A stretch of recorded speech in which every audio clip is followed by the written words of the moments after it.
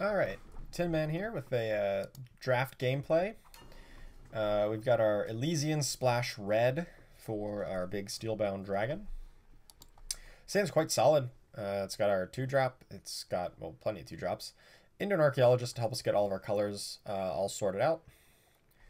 Looks like a pretty solid keep to me.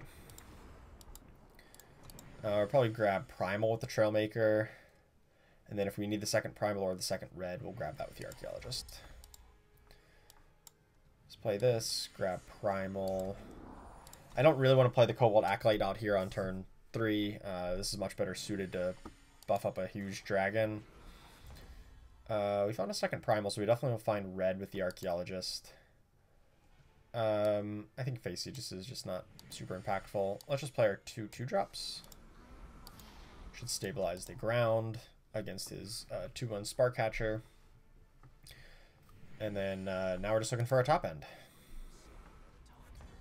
Which is pretty darn quick to be saying, alright, after turn 3, we're looking just for our top end here. But that's the situation we find ourselves in. I'll just play the Waystone, grab another fire. I don't think I care to attack in here. I could attack in here and trade off with the Serene Excavator. I guess that's fine. Or just push through 2 damage for free. Not bad. Next turn we can activate the Snake. It's probably the best use of our mana. Oh, Spark Bot. Oh boy. Alright. Can clog up the ground.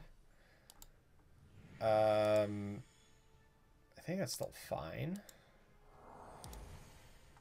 If I attack with both, he can quad block it or triple block it. I kill off all of his guys. He's left the 1/1. Is that worth it to kill my only deadly guy? Probably not. So in that case, I'll just attack with the other 2.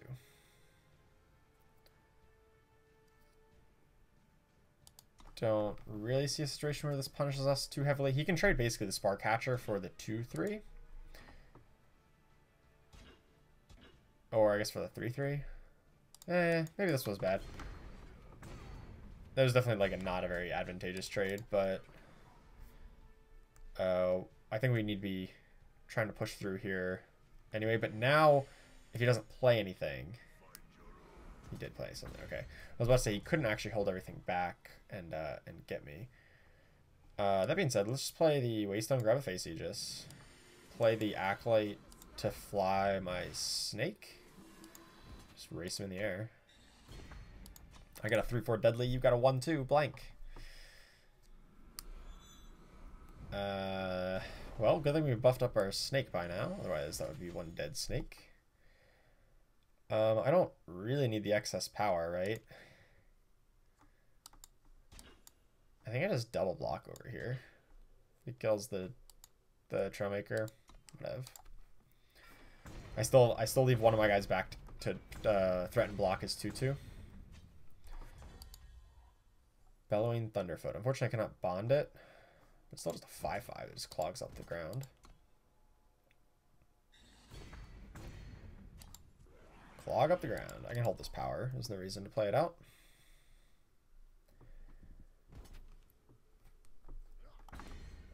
And this is a pretty solid race. He's playing more ground pounders. Don't care. Play Nesting Avisaur and then obviously don't do anything with it. He had a stop there, which I'm not sure what that means. Might mean a torch.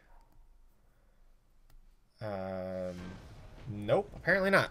And he sees that he is dead 2 flyers, so not bad. 1-0 so far. Let's hop into the next game. So, that game we definitely got a little bit flooded. I mean, we kept what was essentially a 5-power hand, right? It had 3 power plus a Trailmaker plus an Archaeologist. And we did definitely struggled a little bit to kind of find some action after that blazing fast start. We like got to play out our whole hand real quick, and then now we're just living off the top. Luckily, you know, we found the Cobalt Acolyte to give our Snake flying, and then we found another flyer to really put the screws to him. But if he had a removal spell or 2, he could have drawn that game out a long time and and made our fast start much less impressive. That's got to be a redraw. We can't cast we can't cast any of our cards actually.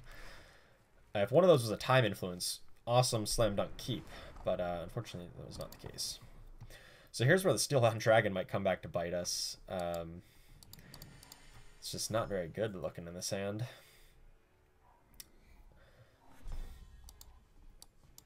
Depends on what he plays. This will determine if we play Serasaur or Fosora. Well, there's one of our fire influences. I think I'd rather play out the Fosora first. Just because it's a card that it will... the later I play it, the more likely he is to get an advantageous block off on it. Watch him just play like False Prince here and I'd just be really blown out. Thankfully not. I think considering blocking. Unfortunately, I have not hit my 5th power, but I don't think that changed anything. I think we still just play Serasaur. And then I'm not going to play Nesting Avisaur because there's nothing I really want to put back. Well, I really never want to put anything back. But I do want to get the Nightfall trigger off so that I can potentially draw into my 5th power. Need to get the extra redraw. And then this way, it actually attacks for even more next turn. Avisaur only attacks for 3. And that's a really unfortunate situation, obviously. We would really like to draw like a Bellowing Thunderfoot here, more than anything. That's what we want. Cobalt Acolyte, just as good. Just as good, because we, like, Fosora is going to have to attack. So we might as well give it flying, so that it gets out of the way of this 3-5, which is exactly the 3-5 I was talking about in the draft, about what's a good counter to Fosora. So glad we had the extra redraw there to find a way to deal with it, whether it be Thunderfoot or a Cobalt Acolyte, or even, I guess, like Icebow or something would work there as well. Icebow plus the deadly unit, especially. So our opponent has a pretty similar deck to ours. A lot of the cards he's played have been deck cards that we also have. We could play the Archaeologist, and that only actually really helps if we draw exactly a fire influence for our next turn. I'd rather just play a 6-6, because a 6-6 can actually start attacking. I have another dinosaur, so I'm not worried about losing Dinosaur Ally. Let's see if he just wants to block. He probably does. Lightning Strike. Yeah, it's the same as blocking, in my opinion. And Dinoch gets big, and we're in good shape.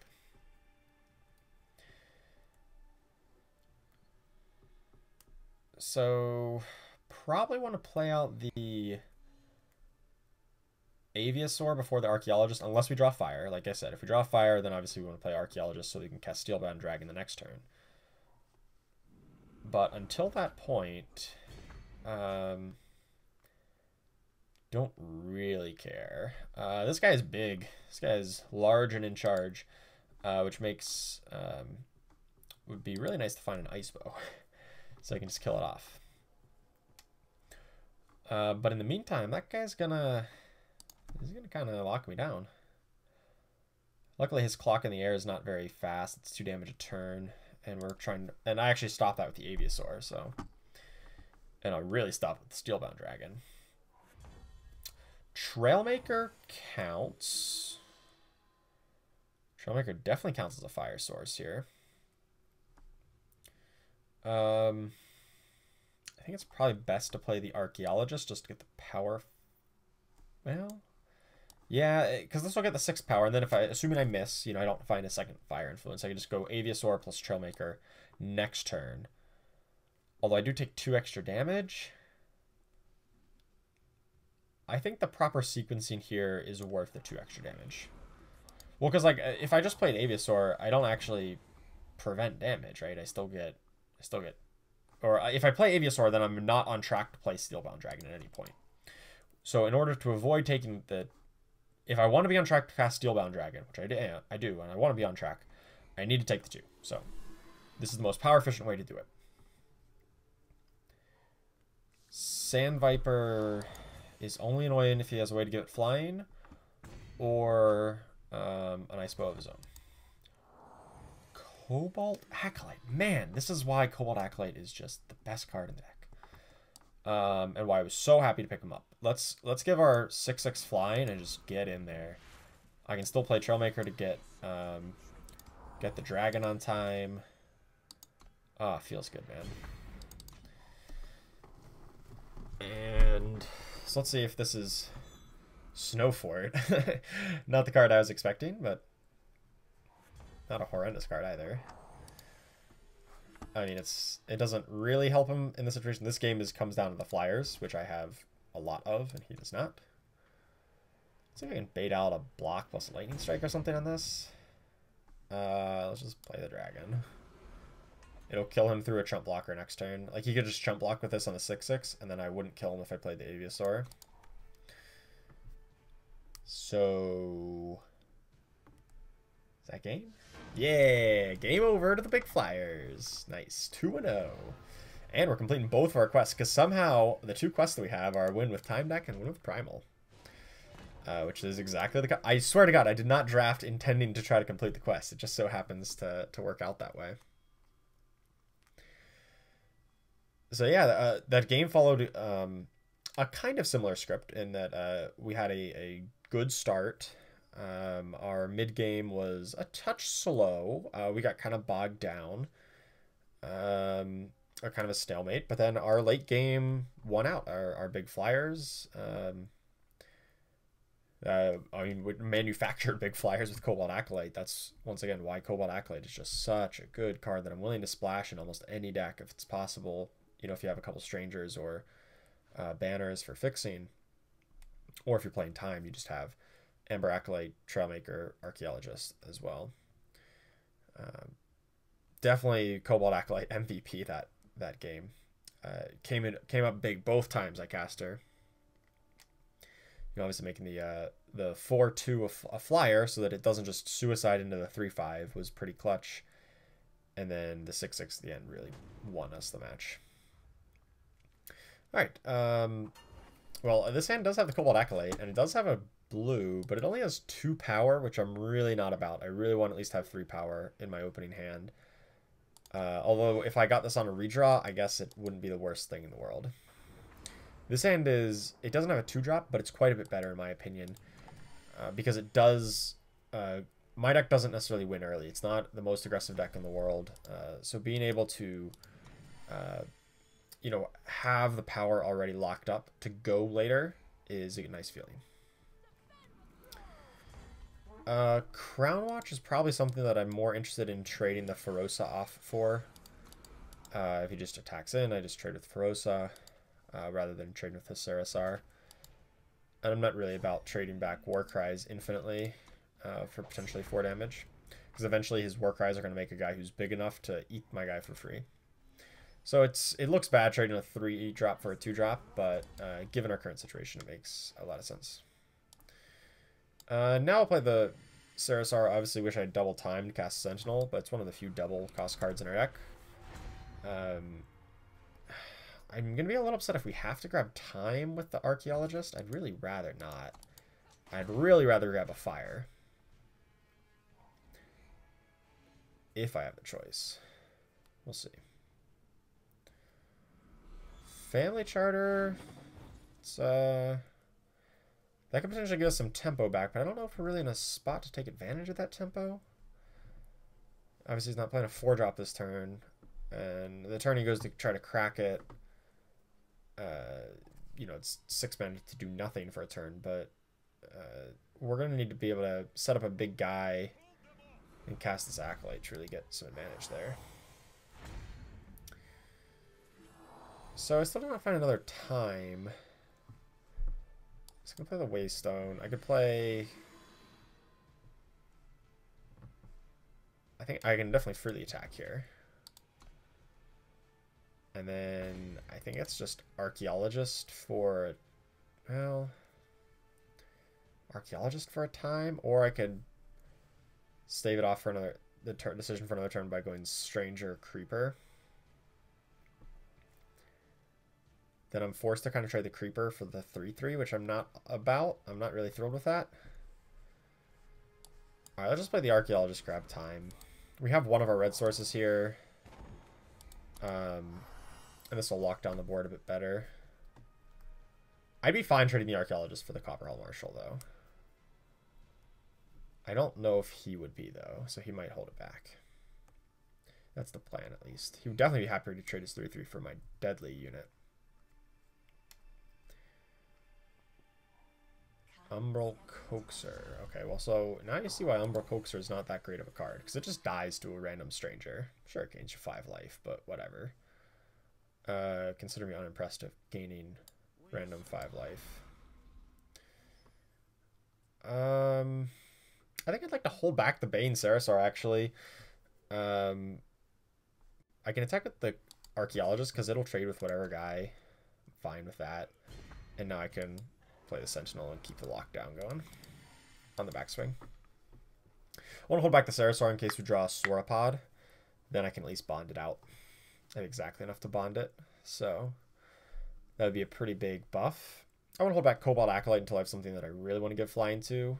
Which, if I don't draw anything, if I just draw power for turn, I'm very likely to just play Cobalt Acolyte on a 3-3 and start getting it in the air. I think that would make a lot of sense. He hasn't proven that he can beat flyers yet. And obviously his current board state is not terribly imposing. Hopefully it just goes like power, cracks Family Charter. That would give us a lot of time to continue the beatdowns. But he does kind of have gain 5 on board. Gain 6 really if he wants to suicide his 1-3. So maybe our beatdowns aren't that effective. Crownwatch Longsword does get to stun that guy. Stacking with everybody here. Alright, so I guess that goes out the window of trading the Skycrag Stranger and trying to hold open for bond. I'm just going to try to trade off right away. He just voluntarily suicided his 1-3 and let that trade go through. Can't say that's the trade I would have made, but alright. That's actually a really nice combo. We've got our deadly, we've got our Icebow. Got a dead 5-5 on his end. Let's get some beatdowns going. Now, if he wants to take time off to pay 6 to pop that, that's not a winning strategy because then we attack for 9 on the backswing, and it's really good news. So there's our bond that we don't get to actually use, but that's all right. I am still all about this A space life here, except for the 2/2 obviously. And then just playing the Thunderfoot and giving the Thunderfoot flying next turn.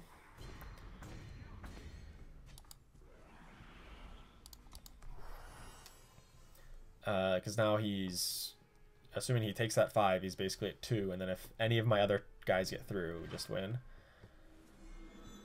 Yeah, not worried about that. That's how you're going to spend your mana? Sure. I think A-Space still kills him. Cobalt Acolyte on the 5/5. Attack for 5, he goes down to 2.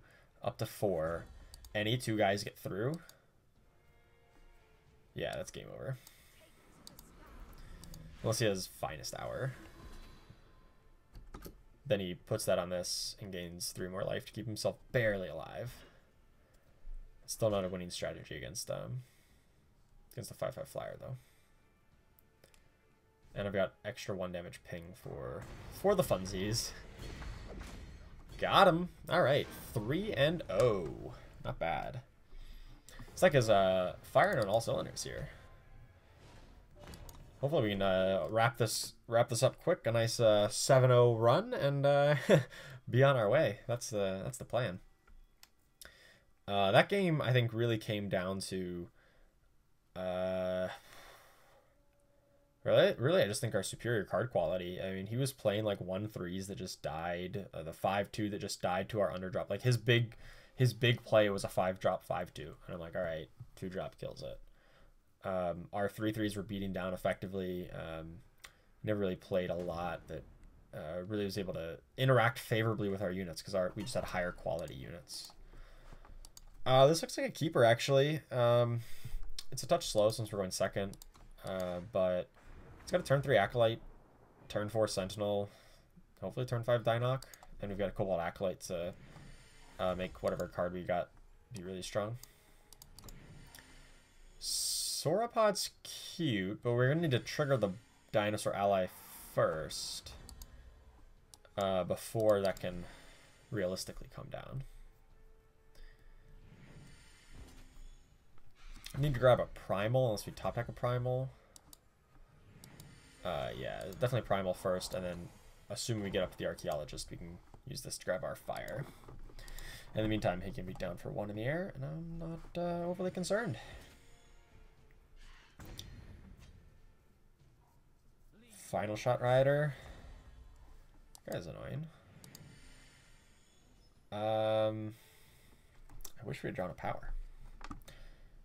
More than anything, I wish we had drawn a power. Alright, I'll just use the most power efficient thing we got, which is the Ageless Sentinel. Let's pass back. If we do draw a power, I really like our odds. Oof. I'm starting to like it a little bit less. I can trade both guys for this 2-4. I don't think so. I don't think that's where I want to be. Is it though?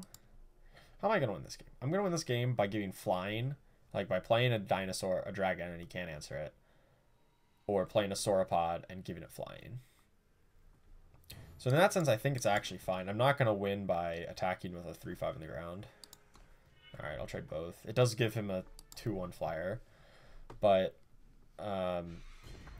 honestly, I think this is a worthwhile trade. We somehow kept a 4-power hand and missed our 5th power. But that's okay. So if we do hit a power, we can Archaeologist for whatever, it doesn't matter. It's our 6th. I'll do the exact same trade here. I'm alright with this. He has Detain? Shit, that was a pretty big blowout there. Well, alright. Yeah, I guess I just put on a time influence here. Any power lets us cast Dragon, which should, you know, stabilize the board. We're taking a bunch here. But that should stabilize the air. God, I need that power. Thank you. Alright. Now, next turn, if we draw power, we can go Dinosaur plus Acolyte to give it flying and further lock down the sky. To prevent like an all-out, you know, just attack with everything kind of attack. Which we're kind of getting low enough to be in range for. Looks like he has a pump spell of some sort. So he had a pause. We did draw the power.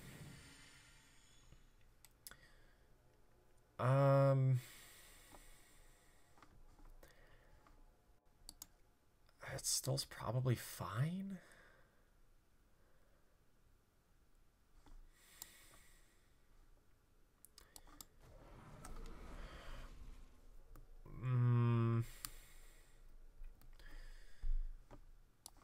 Yeah, I think so. I think for just tempo's sake, I'm afraid of him just A-spacing and getting us. So I think an extra flyer is worthwhile here, as opposed to trying to preserve it to put it to the Sauropod so he can attack. He can't even attack with impunity. He can just triple block it in the air. And in this way, I have a profitable way of interacting with the Final Shot Rider. I can block the 3-3 and the 2-1.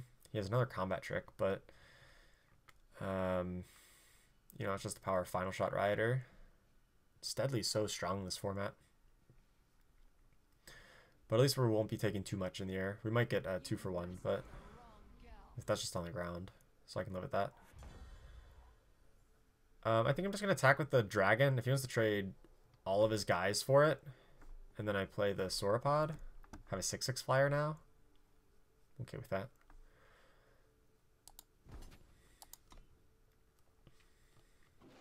He just takes it, which I guess might be problematic now. If I just bond this out. It's not great because he can A-space.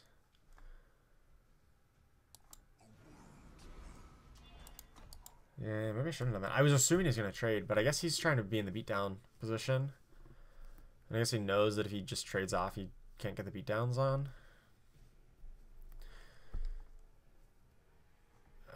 This guy's another good way to spend my mana without tapping down my flying blocker.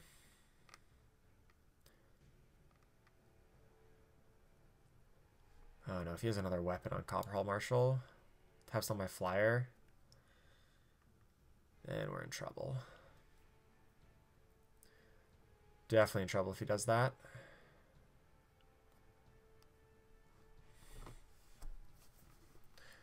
I don't know what he's got, but hopefully it's not a weapon.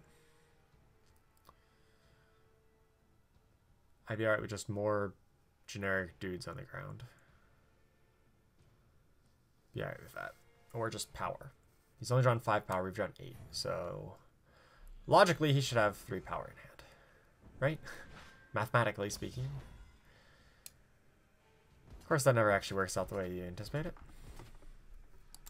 Alright, so we just gotta kill off this guy, take our beatings. 3, 4, 5, 6, 7, 8, 9. Go to 3.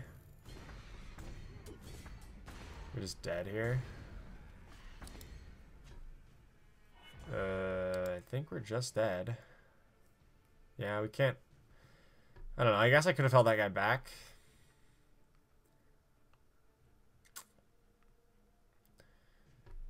Yeah, that's unfortunate. I don't see a way out of this. We can't cast any of our cards. Alright, we're just dead here. Maybe I got a little too aggressive with that attack, the 7/7. I kind of assumed he would block. But that was actually probably just like a mistaken assumption. I was a little too far on the back foot. I'd taken a couple too many hits in the early game that that I actually was not the beatdown roll there. Like I thought I was. And then well, yeah, especially because he played the Copper Hull Marshal, and if he had a stun available, that I should have just held everything back. I really should have. Anyway, on to the next game.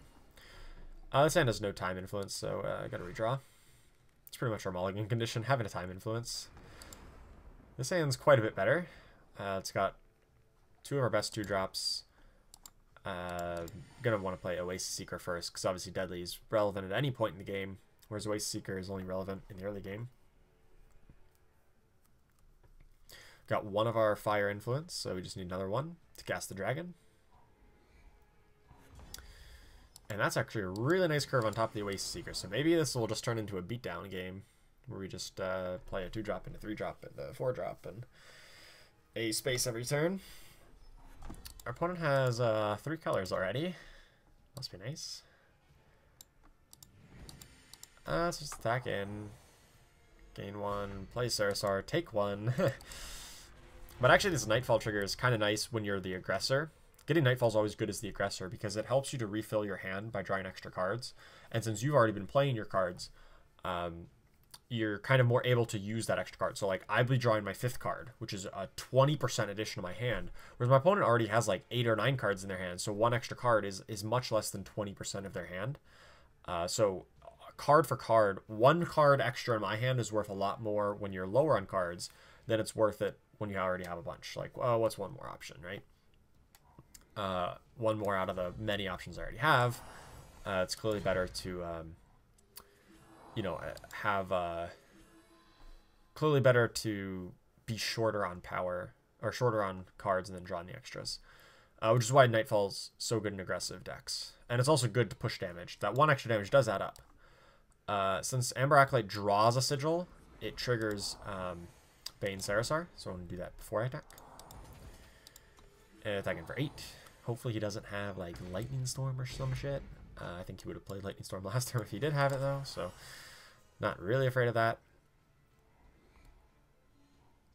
Insistent Automaton does shut down our aggression for the moment. Definitely does that. But that being said, next turn we'll go up to, we're going to Nightfall. which means we're going to go up to 4 in the Serasaur. We're going to go up to our 6th power, which means we can bond out the Sauropod. Which is a pretty good follow-up to all of this. All this early aggression is to play a turn 6 Sauropod. And then turn 7 Dragon. Pretty much one of the best curves you can hope for out of this kind of a deck. Umbral Thirster. Not really intimidating. Yeah, I'm just gonna play. I'm gonna attack with the 2/2 or the 2/1 because I can. I don't care if he trades for either of these ones, or just push through 2 damage for free. We can bond this guy out. Next turn, Dragon. And attack with everybody, probably. Probably attack with everybody, because he's going to want to double block the Sauropod. He just gives me a Nightfall? Thank you. I appreciate that, buddy. Like I was saying before, a Nightfall's nice for me, since it pushes damage. Killer. Well, it's not that killer. I mean, yeah, that guy was going to trade for somebody anyway, so who cares if it trades for the Serasaur now or if on the block? You know, it's not really that relevant. I think I'm just going to A-space. He can't double block the Sauropod because then he just dies. He needs to, like, chump block the Sauropod. Yeah. Still takes a bunch. Play the Dragon. Go. What you got? I think that's a whole bunch of nothing. Not much to get out of the situation for you. Yeah. All right, sweet. All right, so back on track. Hit our nice curve. Actually completed one of our quests. Very nice. Got a gold chest. No upgrade to diamond. Feels bad, man. And with one more win, we can get our next gold chest. From our quest, that is.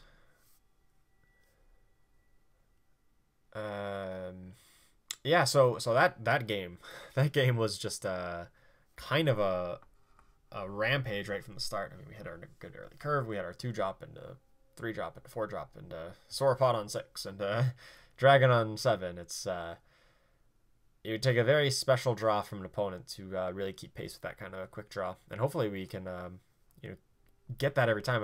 Our deck is certainly set up to do that. That's a very early curve with some ramp effects, some extra drawing, extra power, and obviously the good top end.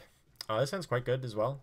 It's not quite as fast, but it's just as resilient. I mean, it's a 2-drop into another 2-drop into a 4-drop.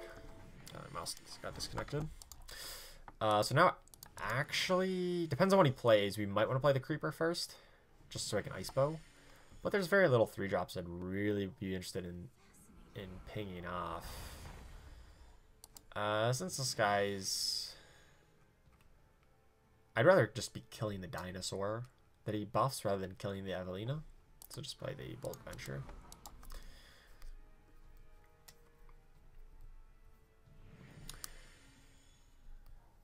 Another Explorer. Jeez. Alright, well, he's going to have 1 big dinosaur, or possibly 4 big dinosaurs. Let's just play the Creeper. Hold it all back. And I also want to get the extra card draw off so that I could potentially find the Primal to play the Cyclops next turn.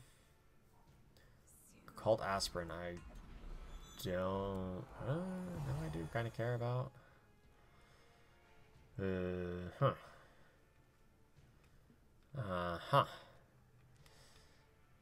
So...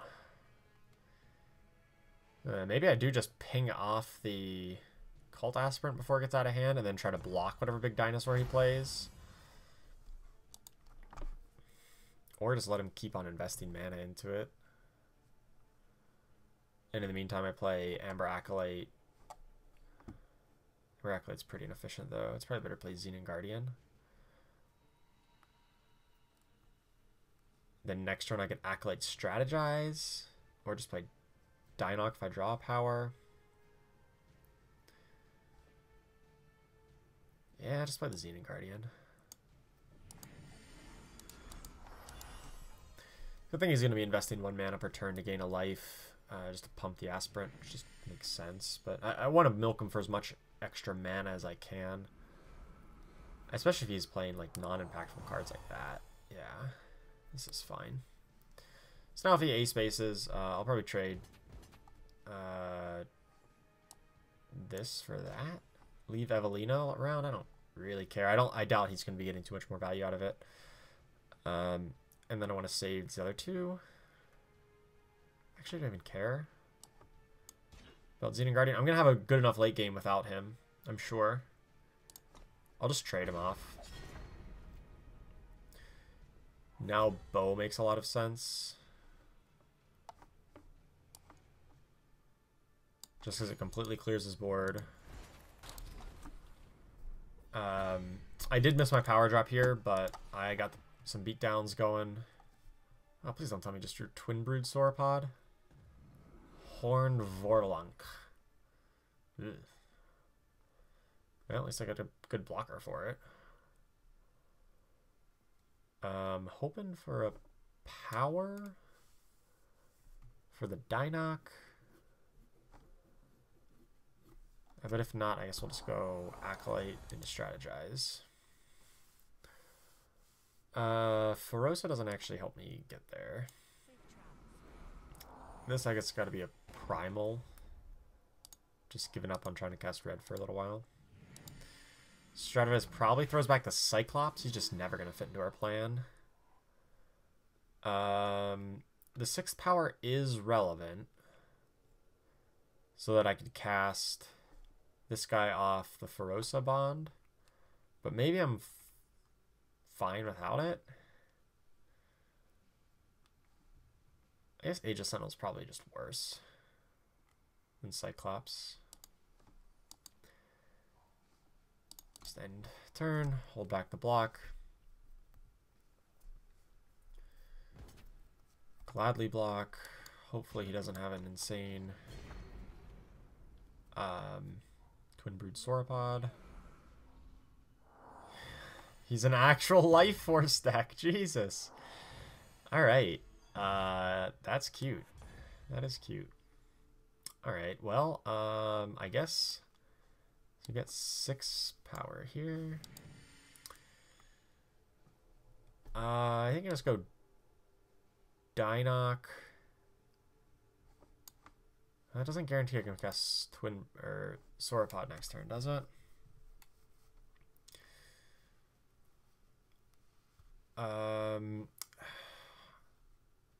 No, because then I'll need to draw a power. This guy doesn't actually net out any power. I can just play him and then bond the 6/6 into Sauropod. But by that point, this guy will be 6 toughness. Or I can just play Ferosa now and guarantee, but it's not very power efficient. I think I'd rather just guarantee I get out Foraging next turn.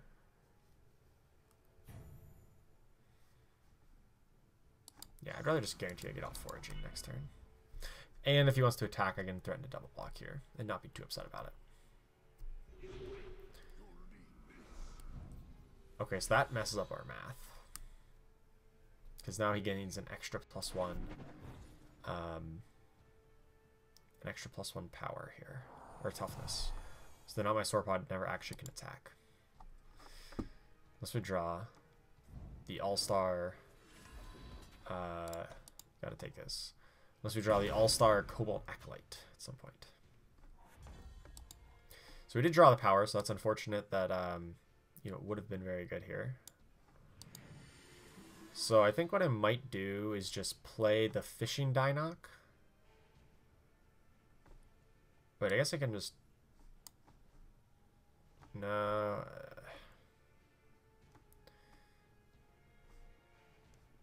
No, probably the Sauropod, because then he just can't really attack in, and he has to just sit back and pass. Because I could just chump block, and then I can start generating out the Sauropods. So, I think this makes most sense. Obviously, if I had played out if I had gone the more aggressive line of playing out the Dinoch last turn, I would have got rewarded by top decking the power, but there's no way to guarantee that, so... I did not take the risk. Although we would have got rewarded for it. Now we're just looking for... Jeez, okay, a Cobalt Acolyte is what I was going to say, but... This actually means he can just attack with this 8-7 now, and we don't have a very good recourse.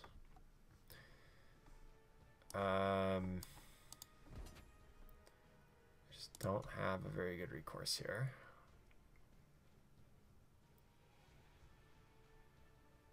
He might just take this or trade with the 3-2. Love that. Does trade with the 3-2. Thank you. Appreciate that, buddy. But on the flip side, I don't have a way to beat these huge guys. I need a Cobalt Acolyte. I need him to stop drawing 7/7s. If he had just hit a power last turn, I'd feel so much better. Instead, he drew probably the best card in his deck. That is also one of his best cards in his deck. Pops my face Aegis? Can't say I recommend that over killing the Amber Acolyte. Amber Acolyte just straight gains me 8 life or whatever it is. You know, whichever one it's chump blocking that turn. Same with these guards. But now I've got an extra guy to throw into the multi-block situation. So I feel, and in exchange for just popping a face, just like, who cares, right? Probably should have just, killed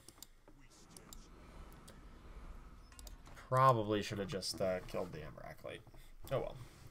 So now, Cobalt Acolyte is really what we need. More than anything. Cobalt Acolyte. That way we can start pumping out 3/3s each turn and also hitting him for 6. Which is quite relevant. Nesting Avisaur is a flyer. It's not a 6/6 flyer, but hey, it's a flyer that'll start putting a clock on him. I think this is starting to become a board stall that we can win. Now it's really a board stall we can win. Got him. At some point our boards are going to become too full, but we can now have chump blockers for days. We're hitting for 9 a turn. Feels good. Essentially it's 8 a turn, but I can just make a chump blocker to block Amara. I can get profitable blocks elsewhere, so I'll put a chump blocker here. I'll put 6/6 on his 4/2, 3/3, 3/2 there, 2/2 here. I'll go 3 + 4. Still have infinite guys. Sure.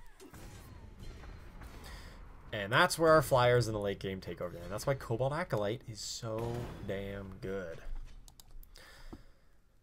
So good. Alright. Let's get in there with most, but not all. I'll leave a couple blockers back. I guess I'll leave just 2. No, we'll leave 3. So this is plenty fast enough of a clock. Plenty of blockers to get as a way to kill 2 guys. I don't know.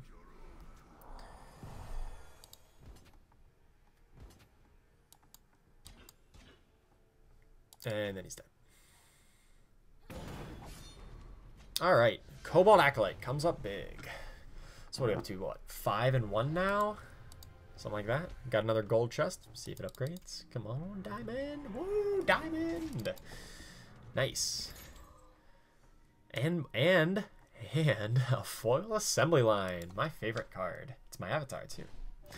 Alright, so sweet. 5 and 1 so far. That looks like we're right on track to get a good old 7 wins out of this. If we can rattle off the next 2 here. Based on the power level of the deck, I really do feel like we can. Our one loss was due to getting slightly overly aggressive, I think. I think it was a misplay for sure. So to see that we've been able to win every other game has been an encouraging sign. Yeah, the Elysian Dinosaurs is, for my money, it's probably the strongest archetype in draft right now. Obviously, I've got the Splash Dragon, which is quite strong, but I also don't even have all that many dinosaurs. The real good dinosaur synergies that you like to see, like the Surveying Mantisaur out of pack 1, the 8 cost 3/4 flying bond overwhelm dinosaur, and more fishing Dinochs. Generally I get like 2 or 3 of those. I only have 1. Petriex Hatchling is another really good one that we didn't see any of. That's the 3 cost 2/1 flying echo dinosaur. It comes out of pack 3, which is the set one. You have the Empty Throne set. That's a really big payoff for being an Elysian, but since it's a common in just one of the packs, you kind of have to be in Elysian by time that comes around, and hopefully you get some, but we did not this draft. But our deck is still quite solid. This hand is playable. It really can play all of its cards, but at the same time, it's really darn slow. It doesn't play anything. Let's get a better hand. We can do better than that. That hand is reasonable, though. Much better hand. Much better hand for sure. Sorry, that just popped up. Little windows and reminded me that I need to update it at some point. We'll get to that eventually. Humble Instructor is a good card. Don't get me wrong. The card's awesome. But I think I'm just going to be playing Trailmaker. I'm not going to trade. Let's grab a first Primal so that I have all of my colors. Then I can grab the second Fire and the second Primal, these other 2. He's holding back, which has got to be a good sign for us, right? Let's play Amber Acolyte. Grab the Primal. Hold back again so I can play Archaeologist. And if we draw another power in our next 2 draw steps, we can just go into Dragon into win the game. That's the plan, at least, right? Like, nice 1/2 flying lifesteal. We got a 7/7. Not yet, we don't, but eventually we will. If we draw power, we will. I can afford to attack here because I'll trade this. He's probably going to just invest mana to buff up his 1/2. Sign me up. If that's how you're going to spend your power. Meanwhile, I'm drawing to try to hit my dragon. I like this exchange. Although, if he does have a removal spell, a Vanquish, a Slay, something like that, could get pretty bad pretty quick. Thankfully, we did hit it. Otherwise, I'd have to make a seemingly unintuitive play where I'd hold back the Nocturnal Creeper if I didn't hit my power this turn. Let's say I drew some uncastable card. I don't know what it would be. I would just play Bold Adventurer and then pass. Oh, shh.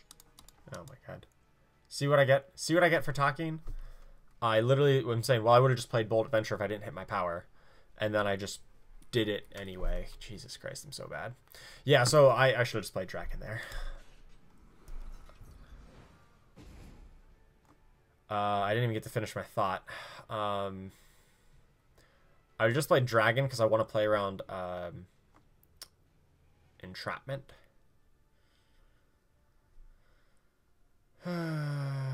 Jesus. Alright. Yeah, I just discard Nocturnal Creeper. God damn. That's so bad. Yeah, I should have just had Dragon out there and I could have discarded the Bold Adventurer. Alright. Misplay, but we'll see if it comes back to bite us. This mosquito is going to come back to bite us, though, that's for sure.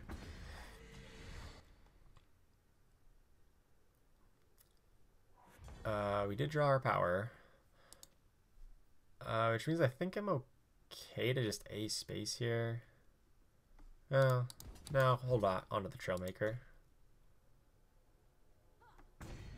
And let's not misplay again. I'll hold on to the time sigil in case he has another Prickly Grendon. Which if you have one, odds are you probably took a second one.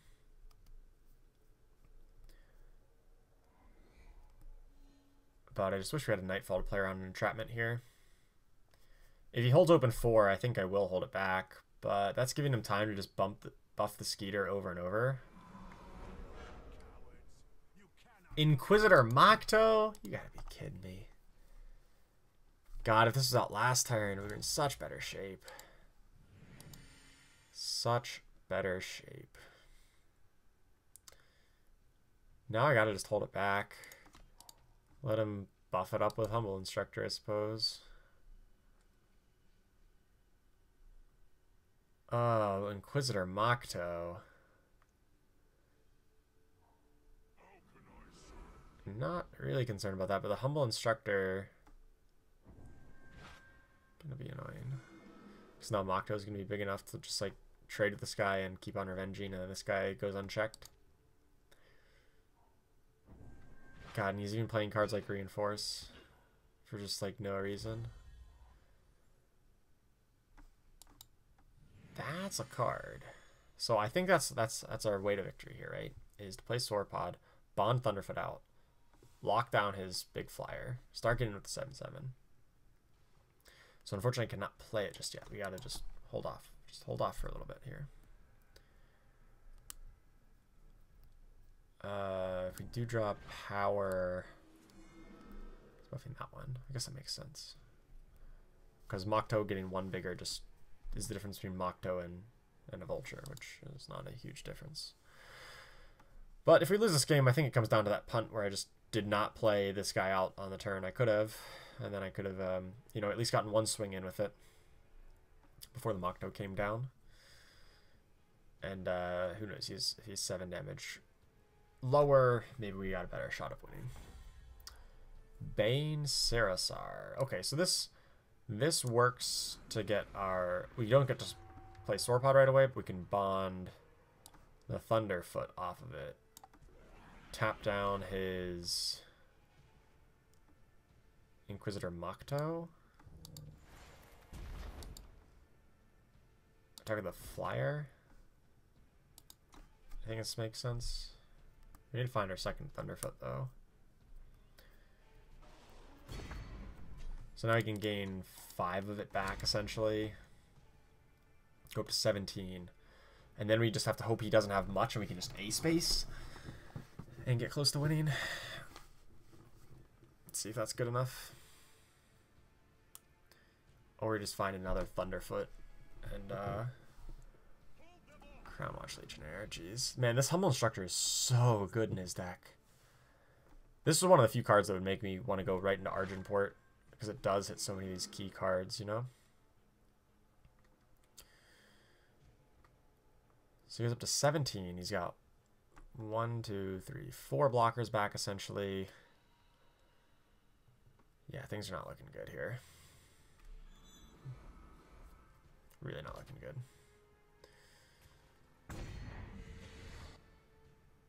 So now I can't even play the sword. I can't even attack with the 7/7 because I would just be dead on the backswing. Cyclops helps a little bit. Does he though? So I can go Fosora, Sauropod. No, I can't even attack with the dragon because I would just die in the backswing then. Just die in the air. If I do attack with everybody, he blocks this on there, this on there, there. Takes 7, 8, 9, 10, 11. Takes him out of 10. He goes to 8. Doesn't actually work. So I need to attack with all the guys on the ground that can profitably attack. Hope for the best.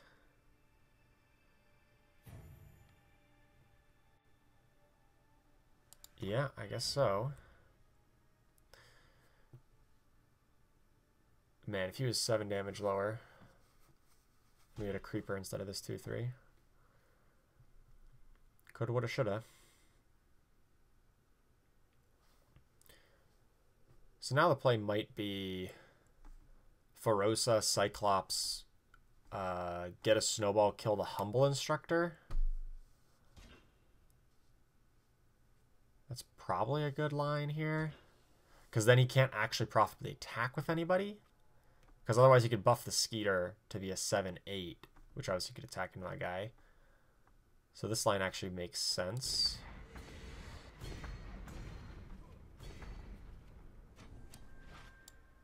Alright, so let's grab this, kill off his Humble Instructor.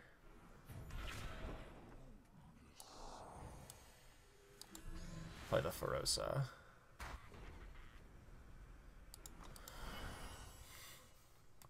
We're still not in a position to ace base, but we're getting closer to it.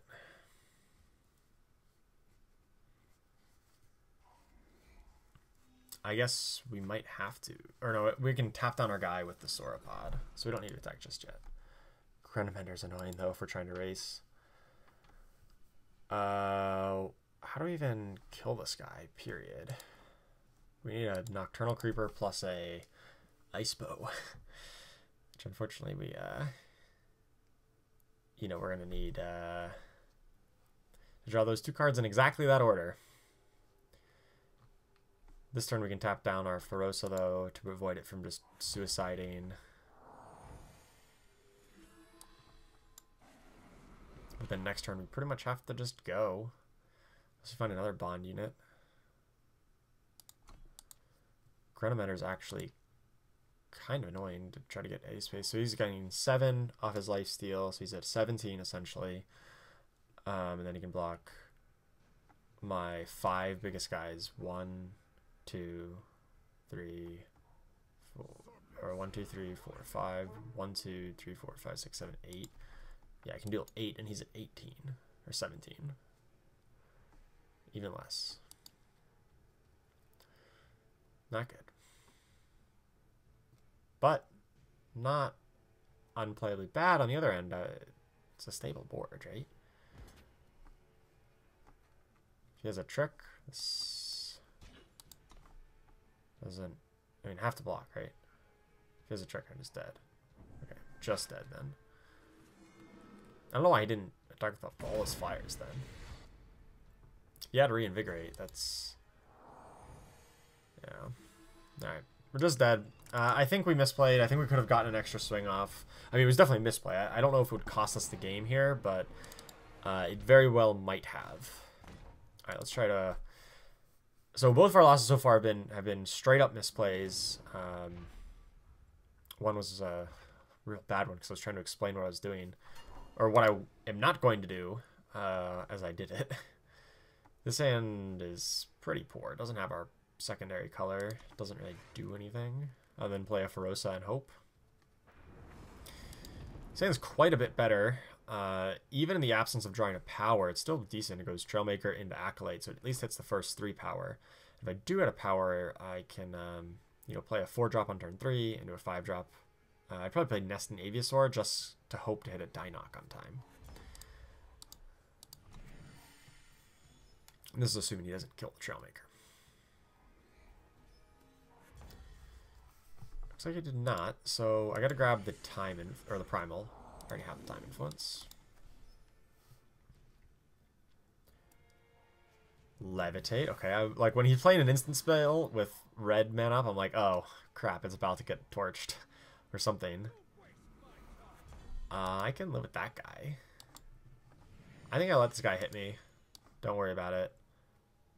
Play the Avisaur. Don't put anything on top. Hope we hit our power. I don't want to just skip my draw step. That would be pretty bad. I mean, it would net me 2 mana here, but even if I don't hit it, I still have a good play of Amber Acolyte into Sand Viper. Like, even if, or just like play a 4-drop is also reasonable. Slush Dumper. Okay, I did hit my power. Or no, I did not hit my power, but I hit a card that I want a different color influence for. So, attack him with Flyer. And I think it's just... well... Ageless Sentinel does just lock down this board. Whereas Sand Viper would be forced to trade with one of his guys. Alright, I'll just play the Sentinel. Does lock down the board.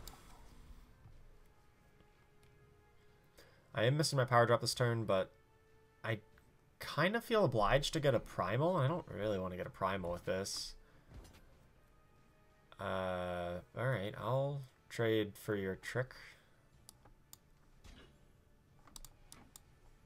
I say the Yeti. Hoof slash. Okay.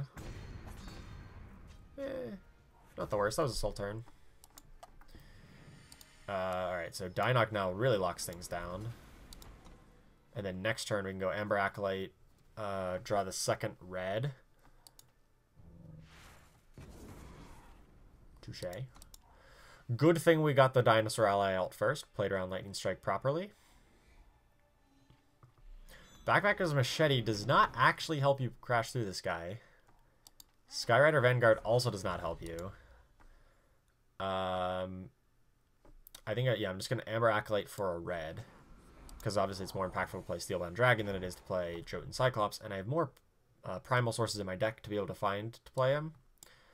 We'll just play that. Play a Fire Sigil.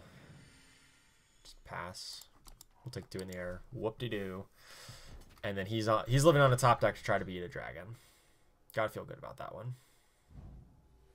That does not beat a dragon. That is a very aggressive card that you're trying to play there, buddy.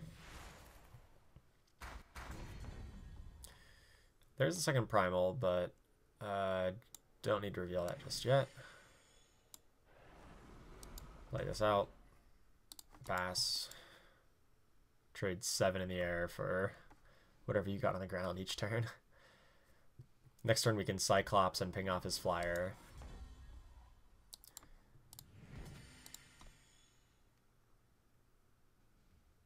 And this should be pretty much game over.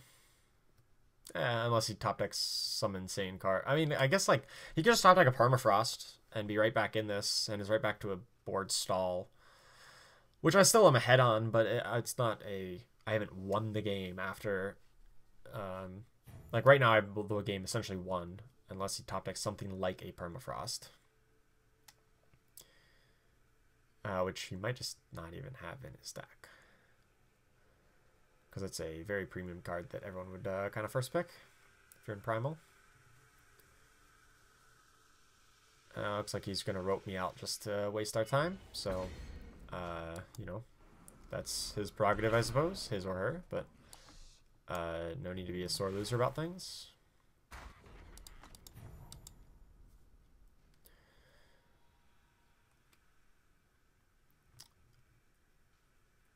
I guess if nothing else happens, we can just attack in with these two.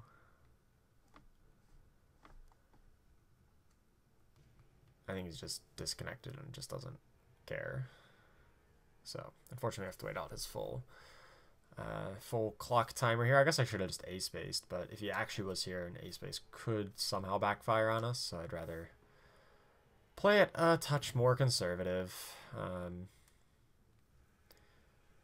We'll just play Ferosa, pass. I guess I can play Ferosa plus Ultimate, the Snake.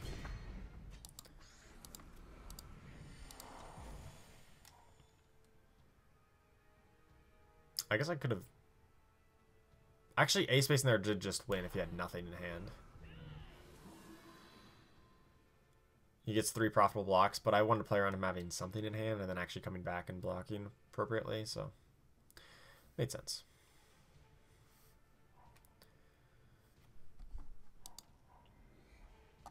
And that's that. Okay, sweet. So 6 and 2. 6 and 2. One more win... Then we can call it a successful draft.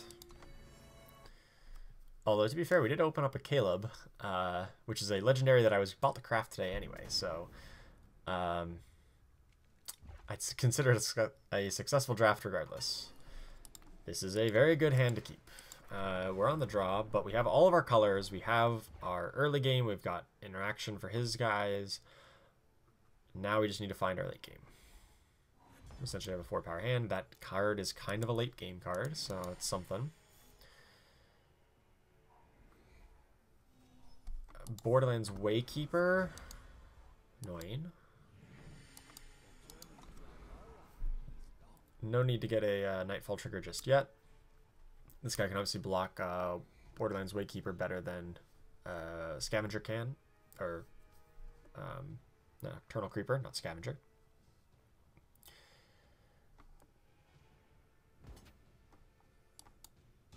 gladly trade for your trick. Jump kick. Sure. Didn't even have a follow-up. Okay. I think I'm just going to grab a blue here, since we do have the double blue already in hand.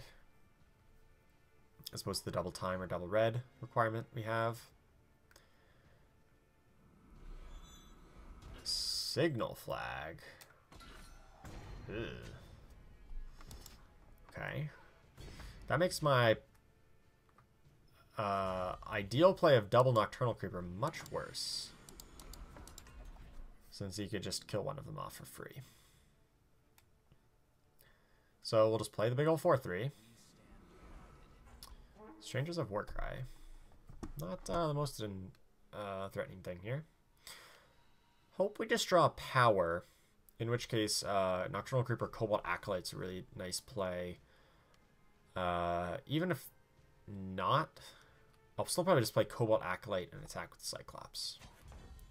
We did draw power, so I'm just going to do that first. See if I can, if he has any kind of interaction, we can bait that out right away. He does not, so now we know it's safe to play the Creeper. And now a 4-3 flying might just be able to clock him enough to win this game. I would like to say the second Cobalt Acolyte for, at the very least, a 3-3. Hopefully something bigger. We'll be drawing a bunch of cards from the Nightfall trigger to potentially draw into something bigger here. Oathkeeper, I'm not concerned about at all. Not at all concerned about that. Powder Glider is funny. I mean, it does, you know, keep him alive. We'll gladly trade here before he can get flying on his guy. Sign me up. He could have waited a turn, given that thing flying and attacked with it, but just to trade that off right now, no problem. No problem here. I'll just play that.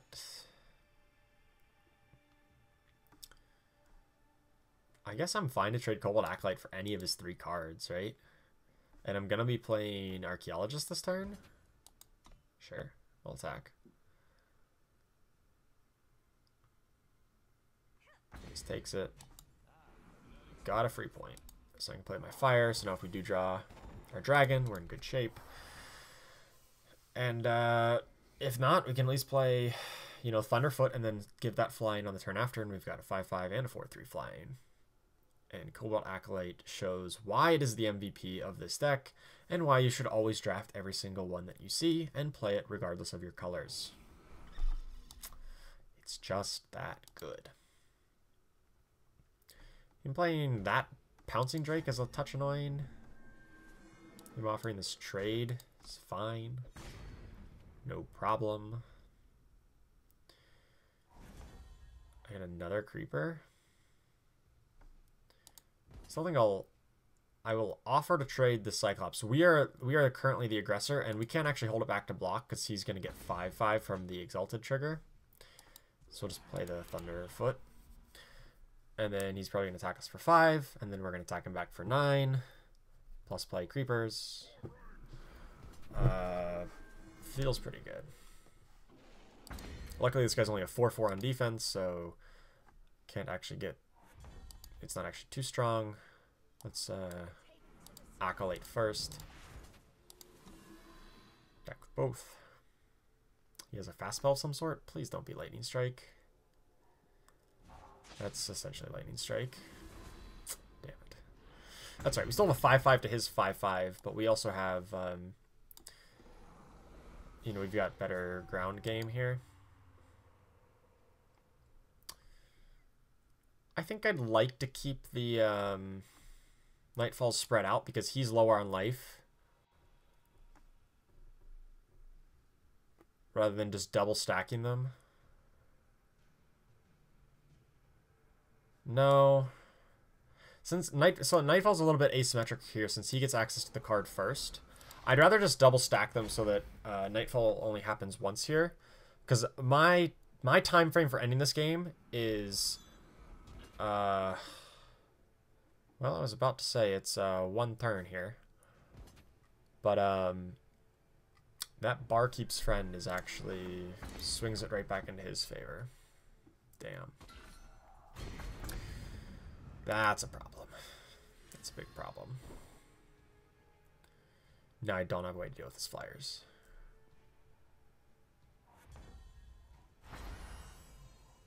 And I can't even cast the card I drew. Jeez. Okay. This got real bad real quick. So now we're on a 2-turn clock here because he plays the weapon, plus gets the Exalted, and we just need to kill him this turn. Wow. Jeez. All right. So,